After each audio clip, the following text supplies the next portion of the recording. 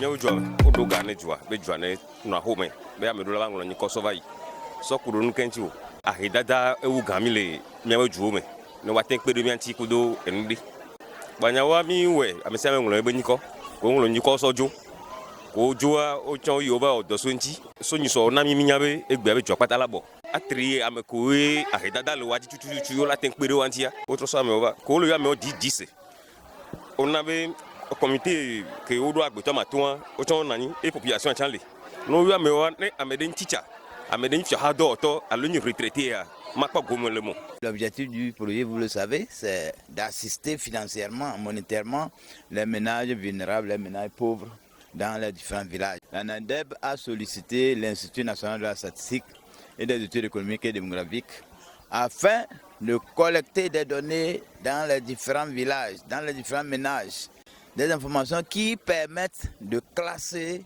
l'ensemble des ménages d'un village selon des critères de pauvreté. Déjà, je trouve ça très positif que les scores PMT correspondent et concordent avec les validations communautaires qui sont faites. Donc pour l'instant, sur cette vingtaine de personnes, il y a une personne absente qui a été exclue. Les 19 autres ont été validés. Donc on est sur une concordance fiable, visiblement, ce qui est une très bonne chose. Je trouve que coupler la technique statistique avec ces événements de validation communautaire permet vraiment d'avoir une transparence totale en fait, de ce qui se passe.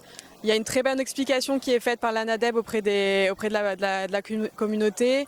Ça me paraît très transparent comme procédure et justement de rassembler toute la communauté lors de ces validations permet d'expliquer pourquoi telle personne ne va pas être retenue finalement, pourquoi celle-ci est remplacée. J'ai pu me rendre compte du travail des communautés elles-mêmes déjà, le fait que des gens se portent volontaires pour faire partie du comité de validation communautaire, pour faire partie du comité de gestion des plaintes et pour aussi, disons, se prononcer sur les choix qui ont été faits. J'étais tout à l'heure très édifié par le cas de quelqu'un qui, dans sa fiche d'enquête, était sage-femme, mais communautaire.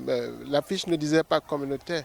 Elle a été choisie sur la base des caractéristiques de son ménage. Et à la validation communautaire, les gens ont voulu le rejeter et d'autres ont dit non. C'est certes une sage-femme, mais c'est une sage-femme communautaire parce que c'est la communauté qui la paye en fonction des moyens disponibles. Donc elle était vraiment éligible. Ce travail est extrêmement important pour aussi, disons, avoir l'adhésion communautaire par rapport à l'opération que le gouvernement a lancée. Et ça permet de prévenir les conflits éventuels qui pourraient naître de ce que certains sont bénéficiaires et d'autres ne le sont pas.